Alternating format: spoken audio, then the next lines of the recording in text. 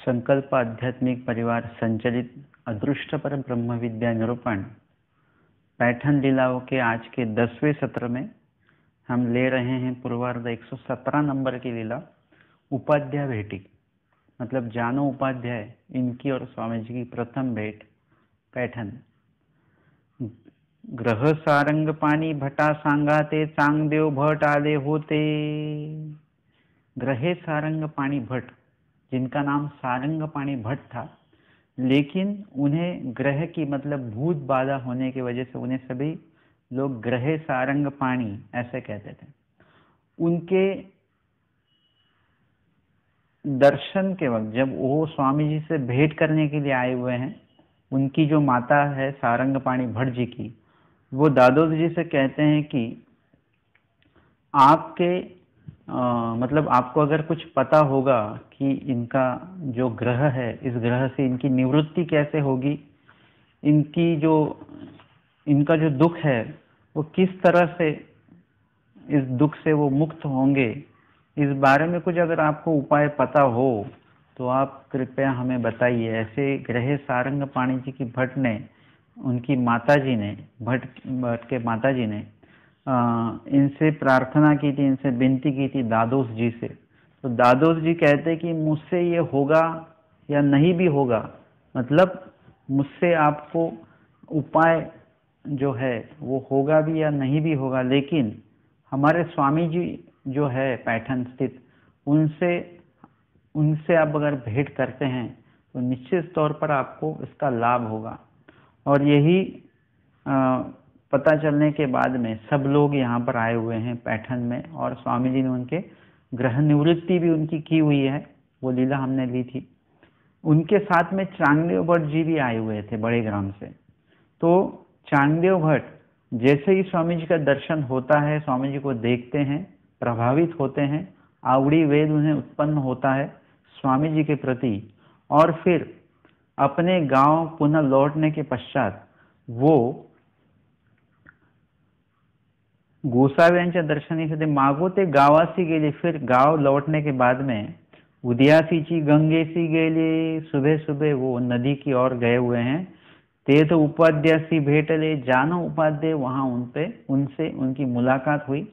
जानो उपाध्याय और चांगदेव भट्ट काफी अच्छे स्नेही थे, मगर ते ही उपाध्याय ते म्हणितले, वो उपाध्याय जी से कहते हैं चांगदेव भट्ट जी, जानो जानो आम्ही जैसिया पुरखाचिया गोष्टी करू तैसे पुरुष प्रत्यस्थाना आलय अस्ति। वे कहते हैं हम जिन पुरुषों के बारे में हमेशा बात करते हैं, संत पुरुष, सिद्ध साधक पुरुष, महात्मा जी, वो कैसे होने चाहिए, कैसे दिखने चाहिए, उनका स्वभाव वर्तन, ऐसा जो भी हम कुछ ऐसे पुरुषों के बारे में हम बात करते हैं हमेशा, तो वैसे ही पुरुष पैठन में आए हुए हैं और मैंने उनको देखा हुआ है, मैं उनसे मिला हुआ हूँ। चांगदेवराव गोसावी साक्षात ईश्वर पुरुष, और उनका नाम श्री चांगदेवराव गोसावी और साक्षात ईश्वर पुरुष, मतलब सामान्य जीव नहीं है या संत जीव भी नहीं है, ईश्वर पुरुष है। वो इतने प्रभावित हुए थे चांगदेव भट्ट जी। और ये चांगदेव भट्ट जी ये सब जानोपाध्याय जी से कहते हैं, काई सांगोत्याचे सौंदर्य, सौंदर्य में क्या बताऊं उनके सौंदर्य के बारे में। काई सांगोत्याचे लावण्य, मतलब पूरे श्रीमूर्ति का वर्णन उन्होंने किया है, उनका दिखना, उनका बोलना वगैरह सब कुछ इतना प्रभावित है। काई सांगोत्याचे सामर्थ्य, और सामर्थ्य के बारे में क्या बताऊं मैं आपको। ग्रह सारंग पाणी को ग्रह निवृत्ति उनकी की, ग्रह से उन्हें मुक्त कराया उन्होंने। ऐसी जाओतयाच्या दर्शना, आप आओगे क्या, चलिए हम अगर दोनों आप चलेंगे तो हम उनके दर्शन करने जाएंगे। होका तरी तू कई जासी, वे कहते हैं कि आप कब जाने वाले हो। जानो उपाध्याय उनसे कहते हैं कि आप कब जाने वाले हो। ना पाहे, आज ही जाएंगे। तो उपाध्याय म्हटले पाहेचा दिसर आहे, वो कहते कि आज के दिन तो रुकिए, आज तो मुझे नहीं ये संभव हो सकता। माझी पासवड़ी धो घातली असे, मेरे कपड़े धोने के लिए डाले हुए हैं। ते ये दे माँ जाओ, वो धोकर आते ही वैसे ही हम चले जाएंगे। मतलब पहले के जमाने कपड़े का मतलब इतने कपड़े नहीं होते थे, आज के जमाने में इतने कपड़े होते हैं, लेकिन पहले ऐसा होता था, जो पहना हुआ है और एक जोड़ी वो रहती, मतलब दो जोड़ी कपड़े होते थे, एक धोया तो एक पहना हुआ है, पहना हुआ धोया तो फिर धोया हुआ पहना है। मतलब इस तरह से कपड़े की मतलब ज्यादा से ज्यादा दो जोड़ी तीन जोड़ी कपड़े होते थे। तो यहाँ पर इनके कपड़े धोने के लिए डाले हुए, इसलिए अभी निकलना संभव नहीं है। तो वह कहते हैं जब वो कपड़े धुलकर आएंगे तो हम फिर निकलेंगे। ते नागदेव भट्टी आई के लिए, नागदेव भट्ट मतलब जानो उपाध्याय के बड़े भाई, वो उन्होंने ये सुना, पासवड़ी धुतली आली, पासवड़ी धोकर वो आ गई है घर पे। रात्रि दोरा घालता थी, और रात्रि मतलब वहां कहीं पर वो थोड़ी फटी होगी तो उसे वो सिल रहे हैं। तो लहामाईसी म्हटले, उनकी माताजी कहती है, हारे बा एवढ्या वेळा दोरा घालितासी, मतलब इतने रात गए आप ये सिल रहे हो, सी रहे हो। उदयाची घाली का मतलब ये काम रात का करने के बजाय आप दिन में कीजिए, अभी सो जाइए, आराम कीजिए। और ये कार्य जो है वो रात में करने से अच्छा, अगर आप ये सिलने का काम दोपहर में दिन में करोगे तो अच्छी तरह और अच्छी तरह सिल पाओगे। तब नागदेव भट्टी म्हणतले, नागदेव भट्ट उनके बड़े भाई जानोपाध्याय को वे कहते हैं, आओ आता हा उधळला, जाईल जोग्या भवती का पाठी। वे कहते अभी ये उधळला मतलब अभी ये मुक्त हो गया है, मतलब अभी ये बड़ा हो गया है, ये खुद के निर्णय खुद लेना जानता है, ले रहा है। और अभी इसने निर्णय ले भी लिया है, ये पैठन में किसी महात्मा जी से मिलने जा रहा है। और जाई जोगिया भवंती का पाठी, जोगियों में रहने के लिए जाएगा या उनके साथ निकल जाएगा, अभी इसका कुछ कह नहीं सकते। उदयाची उठिले, और फिर जानो उपाध्याय सुबह ही उठे, गोसाव्यांच्या दर्शना निघाले, और स्वामी जी के भेटी के लिए, दर्शन के लिए वो पैठन की ओर निकल पड़े। और साथ में चांगदेव भट्ट जी भी हैं। उपाधि म्हटले, आई सिदोरी घाली, और निकलने से पहले वो अपने माता जी से कहते हैं, सिदोरी घाली मतलब मुझे साथ में भोजन बांध कर दीजिए आप। लहामाईसी म्हटले, सिदोरी काई करीसी, वो कहते सिदोरी क्यों चाहिए, मतलब आपको खाना बांध कर क्यों चाहिए, आप कहीं लंबा जा रहे हो क्या, मतलब यहीं के यहीं जाना है तो दोपहर तक या भोजन तक फिर वापस ही हो जाती है, वापस लौट कर आ जाता है बंदा। लेकिन सिदोरी तभी लेकर जाते जब दूसरे गांव जाना हो, तब सिदोरी लेकर जाते हैं।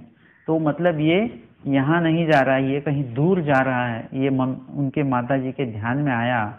वे कहते हैं कि सिदोरी काई करसी, मतलब इतना आपको खाना बांध कर क्यों चाहिए।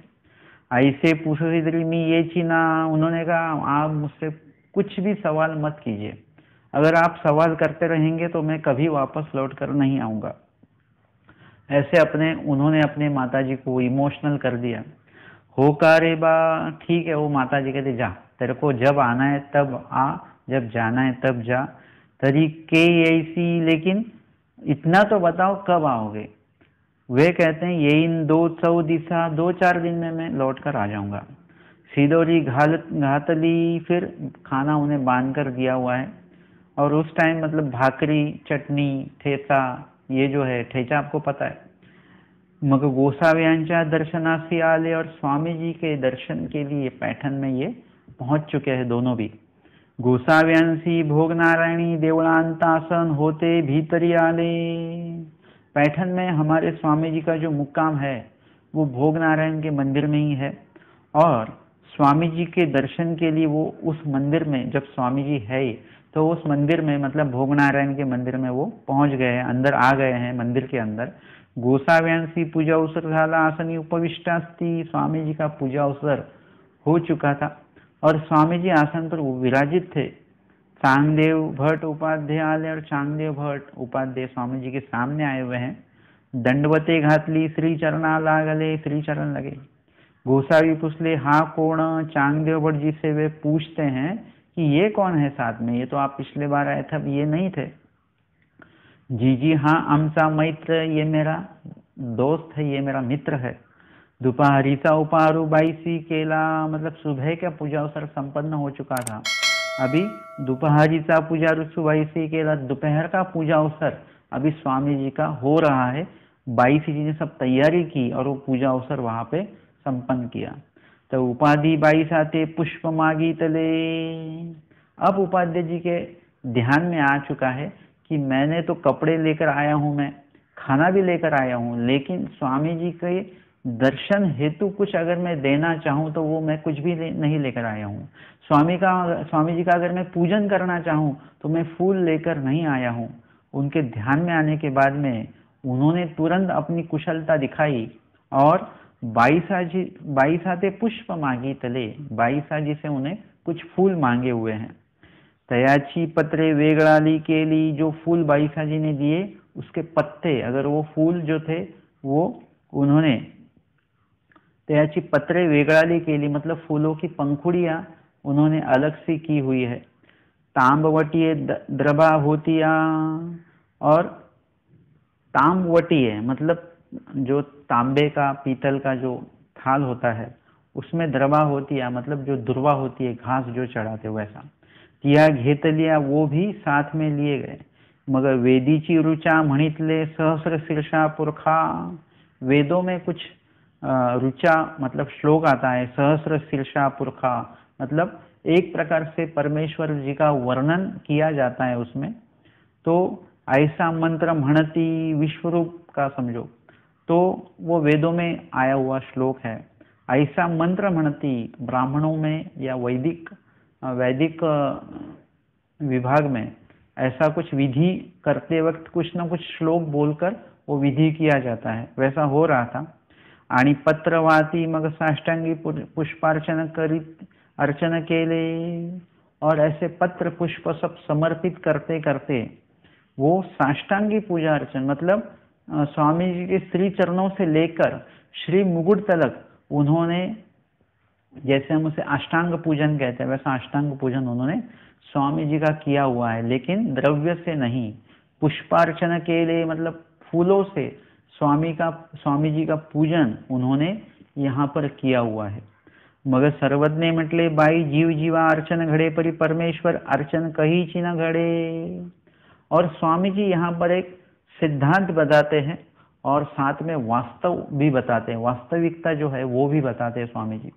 स्वामी जी बाईसा जी से कहते हैं जीव जीवार्चन घड़े, मतलब जीव जीव का पूजन कर सकता है, जीव जीव को पदार्थ दे सकता है, जीव जीव का भजन कर सकता है, उसे भोजन दे सकता है। पर ईश्वर अर्चन ते कहीं ची न घड़े, लेकिन ईश्वर का अर्चन जो है वो जीव से ऐसे मतलब सहजता से वो नहीं प्राप्त होता जीव को। अभी हम किसी भी व्यक्ति को सहज रूप से प्रसन्न कर सकते हैं, उसकी झूठी तारीफ कर लो आप कहिए आपका मतलब दिमाग जो है काफी अच्छा है, तेज चलता है, आप काफी होशियार हो, आपकी आवाज बहुत अच्छी है, आपने जो खाना बनाया बहुत स्वादिष्ट है, मतलब ये जो है ये बातें आप उनसे झूठ मूठ बोलकर भी आप उनकी प्रशंसा झूठी प्रशंसा करके भी आप उन्हें क्या कर सकते हैं, प्रसन्न कर सकते हैं, उन्हें खुश कर सकते हैं। लेकिन अगर ऐसी झूठी प्रशंसा अगर आप भगवान की करने जाए तो हो सकती है क्या? नहीं, क्योंकि वो भगवान हैं, उन्हें पता चल जाएगा तुरंत कि आप उनकी झूठी प्रशंसा कर रहे हो। वैसे ही कोई बंदा आया हुआ है और उसका मान सम्मान करना मतलब अभी आपको करना ही पड़ेगा, आपके घर पे वो मेहमान आए लेकिन बिल्कुल आपको वो अच्छे नहीं लगते हैं, लेकिन फिर भी आपको क्या करना पड़ेगा, व्यवहार के तौर पर उनका सम्मान करना पड़ेगा। उनको बैठने के लिए आसन दिया जाएगा, पानी दिया जाएगा, उनके लिए चाय रखी जाएगी, भोजन दिया जाएगा, ये सम्मान तो आपको करना ही करना है। बहुत बार ऐसे ही होता है, 90% ऐसा होता है कि हम व्यवहार के तौर पर लेन देन करते हैं कि उन्होंने दिया था इसलिए अभी हमको देना पड़ेगा, या फिर आगे वो भी देंगे ही इसलिए अभी देकर हम मुक्त हो जाओ, हम हमारा कर्तव्य करके बस। मतलब इस प्रकार से आपके मन में काफी बार क्रिया करने का मन होता भी नहीं है, सम्मान करने का मन होता भी नहीं है, लेकिन आपको वो करना पड़ता है। तो ये जीव को आप खुश कर सकते हैं। अगर आप मेरी झूठी तारीफ कर लो तो मुझे पता ही नहीं चलेगा कि आपके मन में क्या शुरू है, आप सच से मन से बोल रहे हो या सिर्फ शब्दों से बात कर रहे हो या शब्दों से मतलब झूठी तारीफ कर रहे हो या सच तारीफ कर रहे हो, मुझे पता नहीं है। लेकिन मेरा स्वभाव है क्योंकि तारीफ करने लग जाए तो मैं खुश हो जाता हूँ, मुझे बहुत अच्छा लगता है। जीव अपने तारीफ का काफी भूखा होता है, तो वो मुझे पता नहीं चलेगा। मतलब आप मुझे किसी भी झूठे शब्दों से, झूठे क्रियाओं से आप मुझे ऐसे ही सहजता से खुश कर सकते हो, आनंदित कर सकते हो, मेरी झूठी प्रशंसा कर सकते हो, मुझे पता भी नहीं चलेगा। लेकिन परमेश्वर जी का पूजन या परमेश्वर जी की प्रशंसा जो है, आप वो झूठ मूठ नहीं कर सकते हो। मतलब परमेश्वर जी का जो भी कार्य करना है वो आपको मन से ही करना चाहिए। आप दिल से, मन से वो नहीं करेंगे तो वो आपको वो क्रिया लेखी नहीं लगेगी। उसका जो गोमटा लगना चाहिए, जो कर्णव अधिकार होना चाहिए, वो आपको नहीं होगी। मतलब आपने कितना भी कुछ, जैसे हमारे सारंग पंडित, हमारे तो नहीं कह सकते क्योंकि स्वामी जी पर ही उनकी बुद्धि नहीं है, हमने देखा कल ही। वो सारंग पंडित स्वामी जी का सम्मान करते थे, स्वामी जी को अपने घर पर बुलाते थे, ऐसे 60 उपहार भोजन स्वामी जी को उन्होंने दिए हुए हैं, आरोगणा स्वामी जी ने उनके घर पर की भी हुई है। लेकिन उनके मन में जरा सा भी श्रद्धा भाव स्वामी जी के प्रति नहीं था। इसलिए स्वामी जी कहते आदि ये था बुद्धि हुआ भी, हम पर ही उनकी बुद्धि नहीं है। और स्वामी जी के जो परिवार है, स्वामी जी की जो भक्त मंडली है, उन पर भी सारंग पंडित जी का बिल्कुल भी उनकी बुद्धि नहीं थी, उनकी श्रद्धा भक्त मंडली पे नहीं थी। क्योंकि भक्त मंडली पे ही श्रद्धा नहीं थी ये तो बात एकदम छोटी हो गई, लेकिन स्वामी जी के ऊपर ही उनकी श्रद्धा नहीं थी। लेकिन स्वामी जी का मान सम्मान तो सभी कर रहे थे। वो अगर वो किसी जीव का ऐसा मान सम्मान करते, वो जीव खुश हो जाता कि सारंग पंडित कितने अच्छे हैं, हमें हमेशा खाने पर बुलाते, हमारा सम्मान करते हैं। हालांकि सारंग पंडित सब झूठ मूठ का कर रहे हैं। वो डरते हैं कि अगर कहीं स्वामी जी को दुखाऊं मैं, तो स्वामी जी से जो प्राप्त हुआ है वो मेरे हाथ से निकल जाएगा, वो वृत्ति, वो दान, वो बख्शिश, वो सब निकल जाएगा। और इसी के कारण, इसी डर के कारण वो स्वामी जी का भजन पूजन यथा योग्य रूप से करने का प्रयत्न वो करते हैं। लेकिन अंदर से, मन से, आवड़ी से कुछ भी नहीं है, सिर्फ इस लालच के वजह से उनका वो पूजन शुरू है। इसी तरह से अगर किसी जीव का वो पूजन करते झूठा मूठा, तो जीव खुश हो जाता। लेकिन यहाँ पर हमारे स्वामी जी है, उन्हें ये पता है, इसीलिए परमेश्वर जी का झूठ मूठ अगर आप कुछ भजन पूजन स्मरण करोगे तो वो आपको लेखी नहीं लगेगा। कभी कभार ऐसा होता है कि कोई तो आया हुआ है, तो फिर हम लोग जानकर अपने हाथ में गांठी लेके आंखें बंद करके एकदम पूरा वो ये करते हैं, मतलब झूठ मूठ का ये पूरा वर्तन हम सामने वाले को दिखाते कि देखिए मैं कितना स्मरण कर रहा हूँ, और फिर वो माला घुमाना, ये वो सब आंखें बंद करके।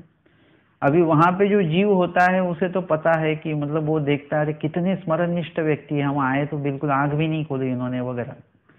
लेकिन ये आपने उस बंदे को फंसा दिया, मतलब उसे आपने झूठ मूठ का मतलब आपका वर्तन दिखाया, आपका झूठा आचरण आपने उनको दिखाया और वो आनंदित हो गए। मतलब वो तो आपके इसमें फंस गए, लेकिन जो देखने वाले भगवान हैं वो फंसेंगे क्या? आपने कितना भी आंख बंद करके स्मरण करने का नाटक किया तो आपको उसका गोमटा नहीं लगने वाला। कि परमेश्वर सब जानते हैं, सब वो सर्वज्ञ हैं, और इसी के कारण परमेश्वर जी का ऐसा झूठा अर्चन, झूठा पूजन, झूठा विधि हम करेंगे भी तो उसका गोमटा हमें नहीं मिलेगा, वो लेखी नहीं लगेंगे। और इसीलिए स्वामी जी कहते जीव जीवार्चन घड़े, जीव का पूजन वगैरह ये झूठा मोटा कैसे भी करो, जीव खुश हो जाता है। लेकिन परमेश्वर अर्चन कई चिन्ह घड़े, मतलब परमेश्वर जी का अर्चन जो है पूजन, वो ऐसे आपको सहजता से कभी भी प्राप्त नहीं होगा। प्राप्त होगा भी तो फिर भी उसमें आपके मन में जरा भी किंतु परंतु नहीं आना चाहिए। पूर्ण शुद्ध भाव से, पवित्र मन से आपको विधि आप करोगे तो ही विधि आपको लेखी लगने वाला है। और इसीलिए परमेश्वर पूजन करते वक्त किसी भी प्रकार का हेतु मन में मत रखिए। यहाँ पर इतना स्पष्ट रूप से बताया गया ब्रह्म विद्या में कि सहेतुक अगर आप कोई भी कार्य करते हो तो उसका फल माया देती है। निर्हेतुक जो भी कार्य आप करोगे उसका फल परमेश्वर देते हैं। तो हम लोग जो भी कुछ विधि करते हैं, पंगत करते हैं, जो भी कुछ दर्शन के लिए भी आते हैं, मंदिर में आश्रम में जाते हैं, उन सभी बातों के पीछे कुछ न कुछ हेतु ही होता है। कोई स्मरण भी करता है, उसके पीछे कुछ न कुछ हेतु है। अगर वो हेतु जीव देवता प्रपंच से संबंधित है तो वो अध हेतु है। अगर वो हेतु आपका परमेश्वर प्राप्ति से है या परमेश्वर जी के सेवादास से प्राप्ति से है, परमेश्वर जी के ज्ञान प्राप्ति के लिए अगर वो विधि आप कर रहे हो तो वो ऊर्ध्व हेतु है। मतलब ये जो विधि बताए गए हैं ऊर्ध्व और अध, ये जो विधि बताए गए स्वामी जी ने, तो आपको वो विधि ऊर्ध्व की तरफ लेकर जाना है, अध की तरफ नहीं लेकर जाना है। स्मरण विधि बताया है, लेकिन हम अगर हमेशा हमारा ये अच्छा हो वो अच्छा हो इसके लिए अगर हम स्मरण करते हो तो आप सहेतुक स्मरण हो रहा है, वो अध की तरफ जा रहा है। उससे आपको प्रपंच की प्राप्ति होती, न कि परमेश्वर जी की प्राप्ति होगी।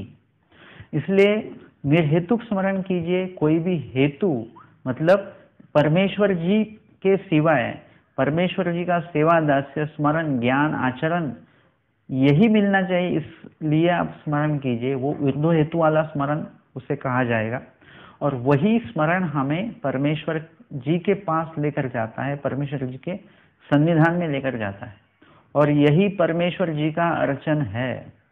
स्वामी जी नामाचे 10 ठाए, आपको पता है नाम के 10 फायदे 10 लाभ स्वामी जी ने जिस लीला में बताए हुए हैं, उस लीला में हमारे आचार्य जी कहते हैं कि गोसावी स्वामी जी से कहते हैं कि आप मुझे चिंतन विधि का निरूपण कीजिए। चिंतन विधि किस तरह मैं करूं, इसका विधि विधान मुझे आप बताइए, ताकि मैं आपका चिंतन कर सकूं। क्योंकि मेरे पास आपको अर्पण करने के लिए धन दौलत द्रव्य कुछ भी नहीं है। तो आप अगर मुझे चिंतन विधि आप मुझे बताएंगे तो मामी गोसावी आते चिंतन में गोसावी स्वामी जी का चिंतन करने लगूंगा। इस तरह से उन्होंने स्वामी जी से प्रार्थना की। तो स्वामी जी कहते हैं कि आप जो कहते हो कि मेरे पास आपका भजन पूजन करने के लिए कुछ भी नहीं है, तो हम आपको बताते हैं कि देव काई से नहीं पूजावा भजावा न लगे।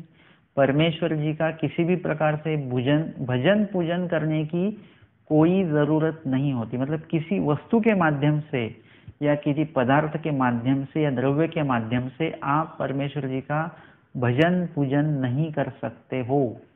ये स्वामी जी ने बताया हुआ है, मैं नहीं बता रहा हूँ। ये बात पहले तो ध्यान में रख लीजिए आप। हम लोग बहुत खर्चा करते हैं, मैं काफी उपहार देखता हूँ, काफी डेकोरेशन इसमें सब में खर्चा किया जाता है, बहुत पैसा वेस्ट जाता है। लेकिन आप इतना तो सोचिए, इससे परमेश्वर अर्चन हो रहा है क्या? कुछ जांच पड़ताल कीजिए, इसमें कुछ सूचित हो रहा है क्या आपको? कुछ स्वामी जी कुछ संकेत दे रहे हैं क्या? आप जो इतना कुछ कर रहे हैं, ये आपका लेख ही लगा ऐसा कुछ आया हुआ है क्या? जो स्वामी जी ने बताया हुआ है वो विधि जब आप करोगे तो अपने आप वो, मतलब 10 मिनट करोगे तो उसमें से 1 मिनट का क्यों ना हो आपको लेखी लगने ही वाला है।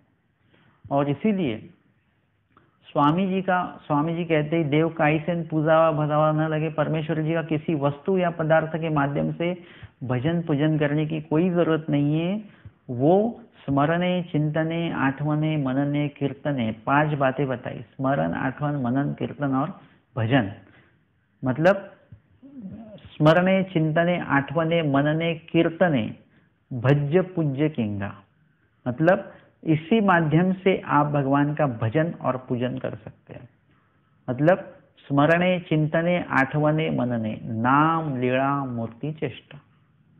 स्मरणे नाम का स्मरण, चिंतने लीला का चिंतन, स्मरणे चिंतने आठवने नाम या मूर्ति की आठवन। हे देखिले तैसे आठवीजे, ये है आठवन मतलब याद। और मनन मतलब जो चेष्टा, जो भी आपने अंतर्मुख होकर जिसका चिंतन आपको करना है उसे कहते हैं मनन। इस प्रकार से ही मतलब यहाँ पर बात आ गई कि नाम लीला मतलब चतुर्विध स्मरण जो बताया गया है, चतुर्विध स्मरण के माध्यम से ही आप भगवान का भजन और पूजन कर सकते हो। और इसीलिए स्वामी जी कहते हैं कि जीव जीवार्चन घड़े पर परमेश्वर अर्चन कहीं ची न घड़े क्यों नहीं करता है? क्योंकि हम बहुत कुछ करते हैं, फल फ्रूट पान फूल सब कुछ लाते हैं, पता नहीं कितने दिए लगाए जाते हैं, कितने फूल चढ़ाए जाते हैं, कितना पैसा खर्चा हो जाता है। लेकिन स्वामी जी कहते परमेश्वर अर्चन ते कहीं ची न घड़े, नहीं करता है परमेश्वर अर्चन। क्यों नहीं करता है? क्योंकि हम नाम चतुर्विध स्मरण नहीं करते ना। आप भगवान को कुछ भी अर्पण मत कीजिए, रोज चतुर्विध स्मरण कीजिए और रोज चतुर्विध दुख कीजिए, आपका स्मरण लेखी लगेगा। आपका जो विधि विधान है उससे आपकी योग्यता अधिकार ये कर्णों सब बढ़ने वाला है। आप बहुत पैसा खर्चा करेंगे तो बहुत योग्यता होगी, ये बात आपके दिमाग में से, आपके जहन में से, आपके अंतकरण में से निकाल दीजिए। आप जितना पैसा दिखाओगे उतने भगवान परे चले जाएंगे। क्योंकि लीला ये है हमारे एकांक की, जब वो राजा स्वामी जी को सोने की थैली स्वामी जी के सामने रखकर वो चले जाते हैं और किसी सैनिक को मतलब रख के चले जाते हैं, पहले तो रखते हैं स्वामी जी को अर्पण करते हैं, तब स्वामी जी उस राजा को देखते हैं, उस सोने के थैली को देखते हैं और फिर मिट्टी को देखते हैं, जमीन को देखते हैं और फिर राजा वो समझ जाता है कि इन्होंने मेरी और इस द्रव्य की तुलना कैसे की है, मिट्टी से की है। मतलब मैं भी किसी दिन मिट्टी हो जाऊंगा, सोना भी किसी दिन मिट्टी हो जाएगा, मतलब इन्हें इसकी कोई जरूरत नहीं है, द्रव्य की कोई जरूरत नहीं है। लेकिन उन्होंने क्या किया, वो थैली वहीं पर रखकर वो सब निकल गया और सैनिक को बताया कि ये तू ध्यान रख, हम सब चले जाने के बाद में ये उठाएंगे। लेकिन हमारे स्वामी जी जिन्होंने सब द्रव्य की निर्मित ही उन्होंने की है, सब उन्हें किसी भी चीज की या प्रपंच की कोई जरूरत नहीं है। आप जो भी अर्पण करते हो अभी ये सब प्रपंच में आता है, इसलिए प्रपंच का स्वीकार परमेश्वर कभी भी नहीं करते हैं। परमेश्वर करते हैं स्वरूप का स्वीकार, आपका जीव स्वरूप स्वामी जी को चाहिए। तो स्वामी जी भी कुछ देर वहां पर बैठकर वहां से निकल गए और वो सोने की जो अशर्फियों की जो थैली थी वो स्वामी जी ने उठाई नहीं, वो वहीं पर छोड़कर स्वामी जी निकल गए। और सैनिक फिर वो थैली लेकर राजा के पास गया हुआ है और उन्होंने कहा कि उन्होंने ये थैली नहीं ली, वो छोड़कर गए। इस तरह से परमेश्वर जी, आप चाहेंगे, आप चाहोगे कि तो मैं इतना पैसा रखूंगा तो फिर परमेश्वर प्रसन्न हो जाएंगे। जीवार्चन परमेश्वर अर्चन कहीं से न गड़ी, ये बात आप बिल्कुल ध्यान में रखिए।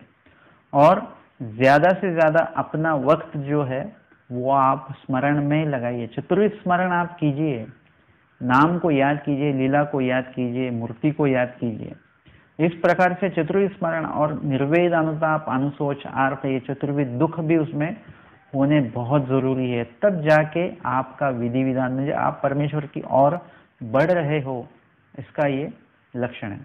तो इस प्रकार से बाईसा जी से स्वामी जी कहते कि परमेश्वर अर्चन कई जी न घड़े, लेकिन बाईसा जी कहते हैं बाबा घड़बीती तरी घड़े, अगर स्वामी जी घड़वाएंगे तो ही घड़ेगा ये।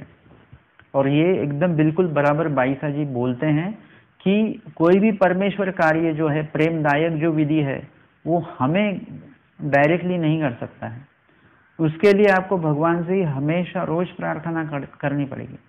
3 से 6 के बीच आप जब भी स्मरण के लिए उठते हो तब भगवान से आपको भगवान का चतुर्विध स्मरण, चतुर्विध दुख, ज्ञान, उसके पश्चात सेवा, अयोग्यता दायक विधि, अन्नदान भी योग्यता दायक ही आपका होना चाहिए।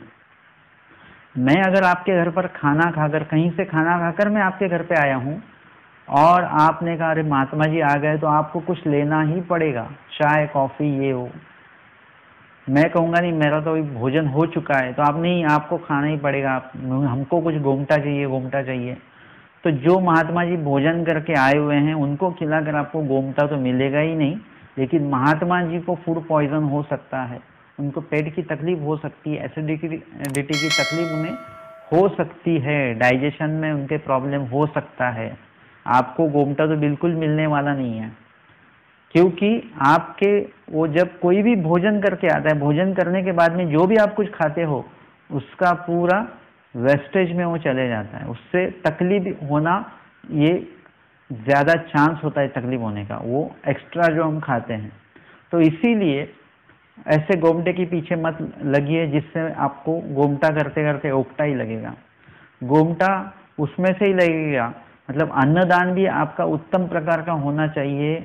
और स्वामी जी से प्रार्थना हमेशा अगर आप करोगे कि हमसे अन्नदान हो, अच्छा हो, और योग्य जगह पर योग्य वक्त पर हमारा अन्नदान होना चाहिए।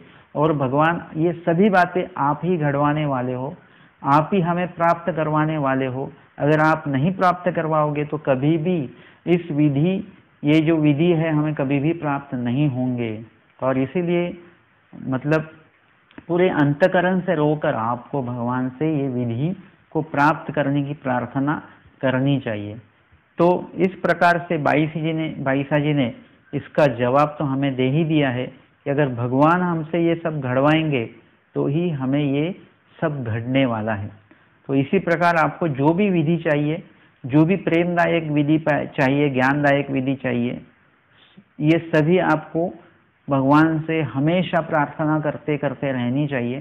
तो भगवान इस सभी विधि का आयोजन करवा के आपको ये सब विधि आपको प्राप्त करवाएंगे, आपकी योग्यता बढ़ाएंगे।